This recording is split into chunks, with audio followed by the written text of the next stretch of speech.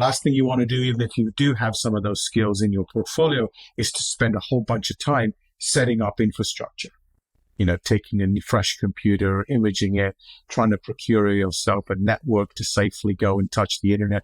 You don't want to be doing any of those kinds of jobs, because you want to spend all of your time actually doing the thing that's going to make an impact in your field, which is going out and doing the research.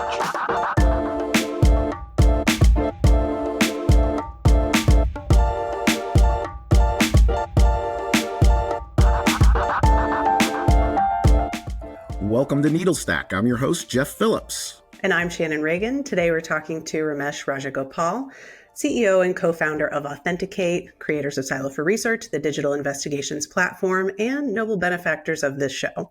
Ramesh, welcome to Needle Stack. Great to be here. Hi guys, how you doing?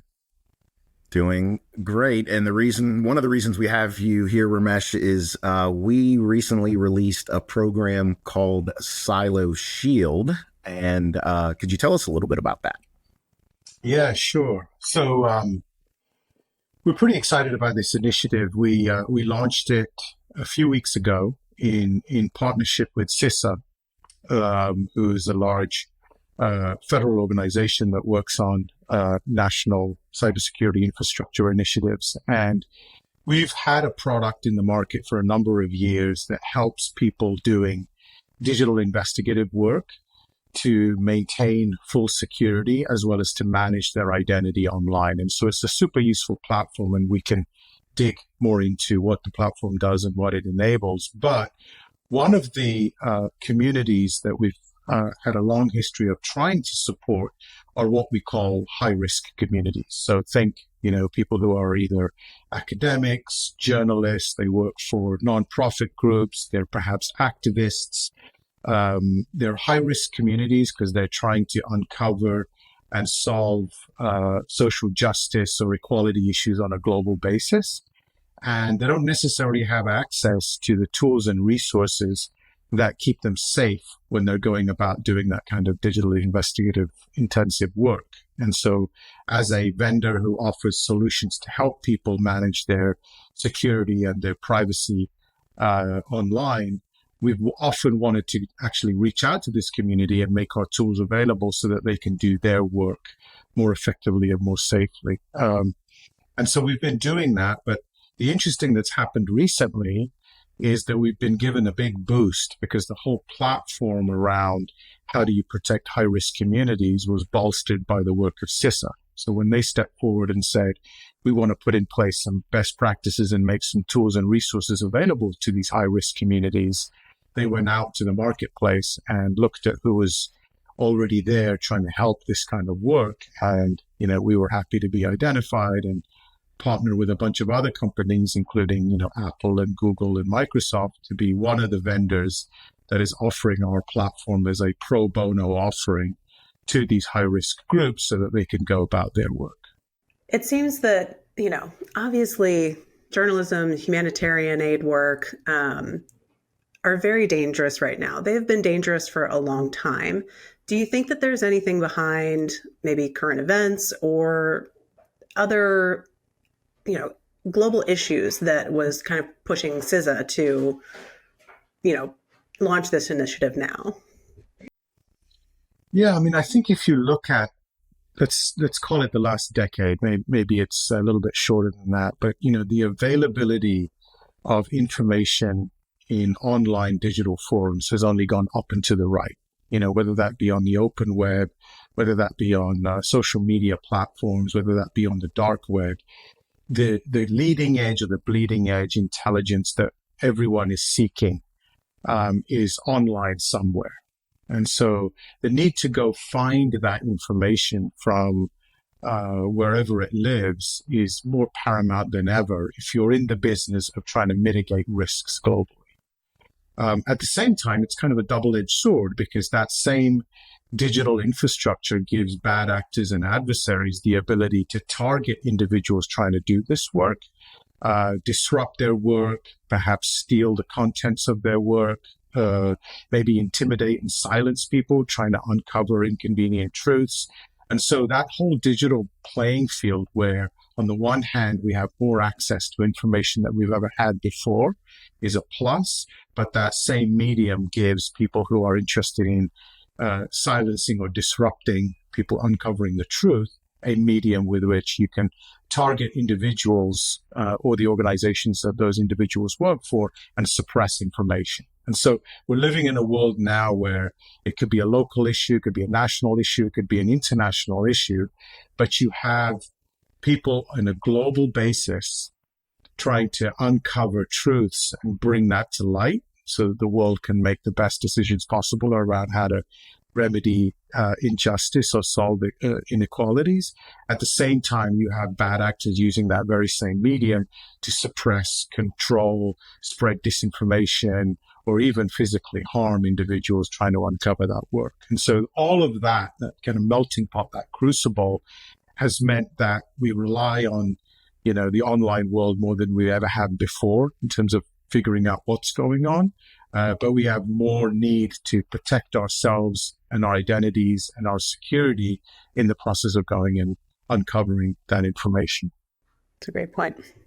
Ramesh, do you think that the people in these high-risk communities themselves are aware of the risks that we're talking about online, and how they could be put in danger or how it can affect their work? I mean, our audience is typically OSINT professionals, cybersecurity folks. They tune in because they're, this is what their life's all about. What do you think about these journalists and academics and humanitarians and their understanding? Yeah, I think the truth is it probably varies a lot. I think all of these professionals, whoever they work for, whether it's for an organization or just as an individual, they are very clueful of the risks that they're taking on a daily basis because they feel those palpably around them. They may or may not be able to link that to the actions and the activities they're taking when they're going out online. And so there's probably an unlevel playing field in terms of the level of understanding that they have. I think topically, they will be certainly aware of the fact that, their activities online are probably more surveilled than they've ever been before. They're topically aware of tools and technologies like encryption and, being able to geolocate devices through things like IP ranges or cell phone signals. So they're more topically aware of that. But they're probably, I would imagine, also confused by the array of technologies that are out there purporting to help them, right? And so they may not know exactly where one technology or tool, where its scope ends and where another technology or tool is needed to kind of pick up where it left off. A good example is VPN technology, right? So people are understanding that if they're on an encrypted tunnel to access the internet, great, that's a good thing. It can make sure that there's no eavesdropping on that network. It can potentially allow them to place themselves in a different geography. That's all great. But it may not prevent, a piece of malware coming down that encrypted tunnel and compromising the machine that they're running. Another example is, a private browsing mode or incognito mode that, typical browsers deliver, useful in certain regards, but depending on who it is that you're trying to remain hidden from, it may be completely useless, right? It might be hiding your history from someone who has access to your device, but it may mean nothing about hiding your activities to somebody sitting on a network upstream of you, So similarly with things like two-factor authentication, fantastic tool. Everyone should use it. But, if I'm taking my laptop and I'm an activist sitting in a internet cafe using the public Wi-Fi, the hotspot that's available there, I have a whole new set of risks that two-factor authentication doesn't protect me from at all, right? And so all of these things are useful, but I can imagine that the people doing this work are very clueful that they are at risk, but they may not be as clueful about what each type of technology in the array in front of them actually does and where one ends and another one picks up in terms of holistically protecting them. Mm-hmm. In that vein, could you speak maybe to, kind of why you're bringing together the solutions to like these, many, seemingly disparate issues into a centralized platform and why that can help these communities or why anyone performing, a sensitive or critical, digital investigation would want that consolidation rather than kind of addressing them individually. Yeah. When we started the company and we came up with this idea, our original thought process wasn't around solving this very specific issue for, digital investigations. But what we did see was a broader class of problem, which really pointed a finger at the local browser that we all just wake up and trust blindly on a daily basis. Security and privacy were never really in the equation when the initial browsers were built.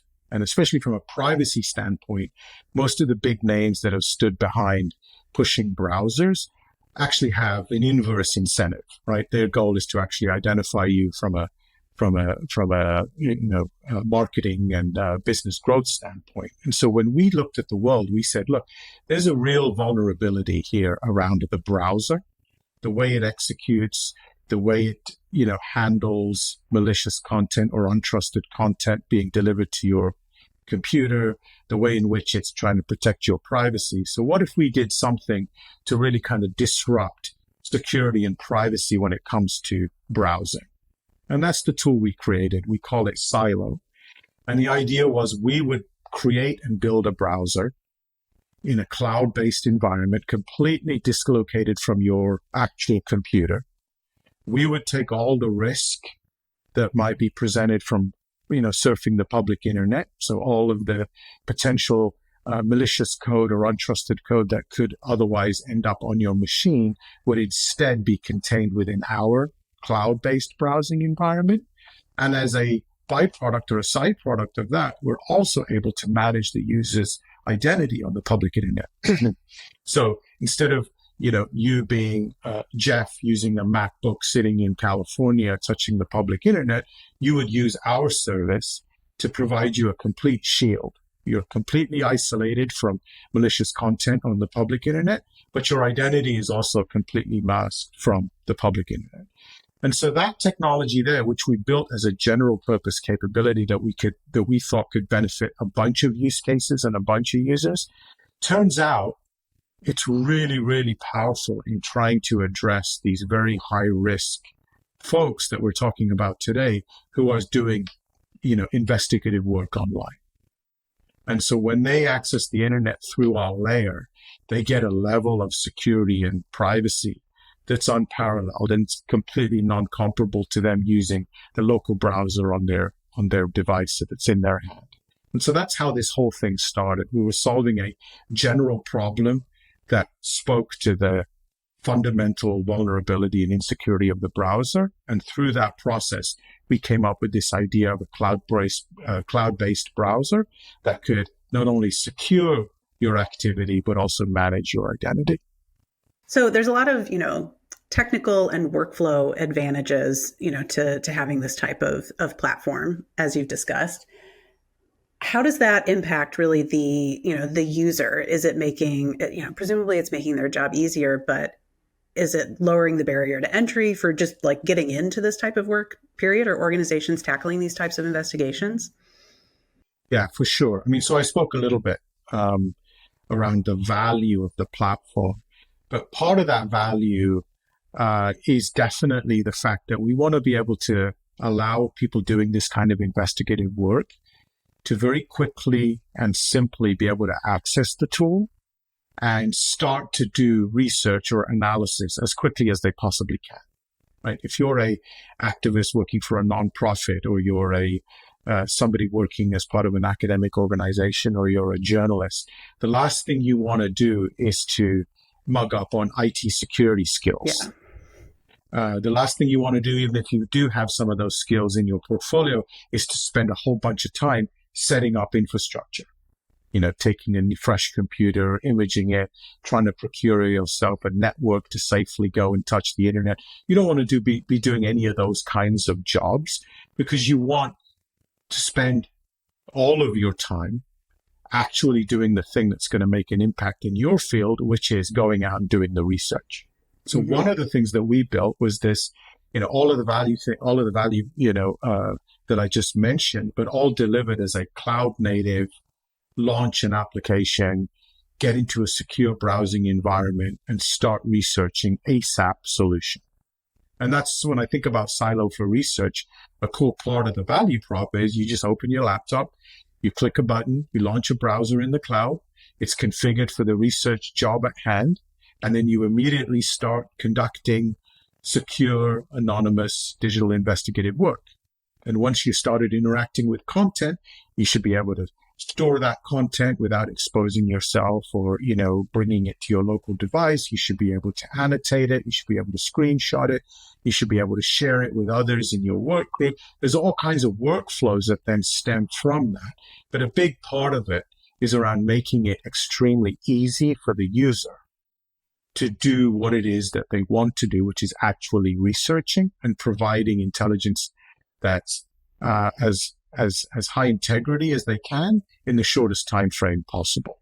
And if our platform is one piece of accelerating that whole intelligence lifecycle, then I think, we've done our job. And so a good part of our value proposition is to take all of that headache away from the investigator and deliver it to them as a cloud-native SaaS solution where they click a button and just go. Well, then, if we also think about, you mentioned more organizations are realizing the importance of investigative analysis. How do you think people can think about, I guess, more so formalizing their digital investigations? Yeah, I think when we talk to organizations, whether they be on the government side or the commercial side, the enterprise side, we see all kinds of users within companies, and they don't formally have investigator on their badge or in their title, but they are in some way or another going out there and they need to securely conduct research or digital investigative work on behalf of their organization.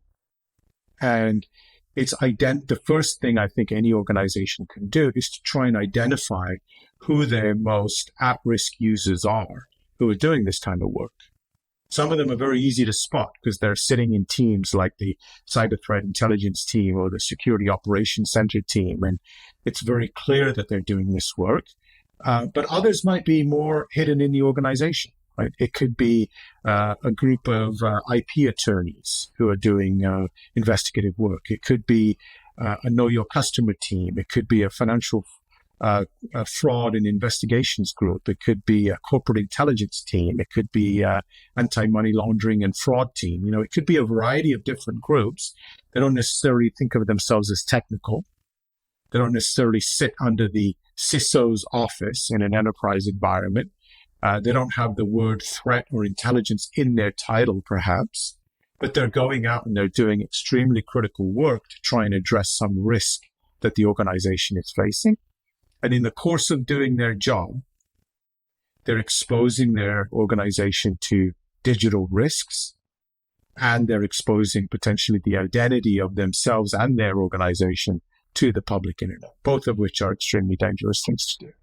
So to answer your question more directly, I think it's, look at people who are doing work around you, regardless of their function, and figure out if they're doing things that compromise your organization in the course of doing their work. And if they do, maybe they could be a candidate for a secure investigative platform like ours. When you were talking about maybe understanding the risks, but not how to mitigate them properly, I was thinking of the phrase, like, when you know enough to be dangerous. Like, I get the risk. I know there's technology out there to solve this. Like, I'll use this that I think is right, but it's not actually doing the thing that you think it's doing. So letting people focus on what they're good at about being good investigators and good researchers, I think is so really key. Yep. We're all really excited about this Silo Shield program. We've already seen a great amount of interest since it's been launched a few weeks ago. If anybody is interested in applying or learning more about the program, you can go to our website at authentic8.com/silo-shield. That's authentic8.com/silo-shield. We'll put this in our show notes as well. Well, thank you, Ramesh, for being on today and talking about Silo Shield and digital investigations. We appreciate it. It was a pleasure. And yeah, please, if you're in one of these high-risk groups, please check out the site that Shannon mentioned. And, we'd love to support your work with our platform. And thank you to our audience for listening. You can view transcripts and other episode info on our website, authenticate.com/needlestack. That's authentic with the number 8.com/needlestack. And be sure to let us know your thoughts on X, formerly Twitter, or Blue Sky, where you can find us at NeedleStackPod, and to like and subscribe wherever you're listening today. We'll see you next time on Needle Stack.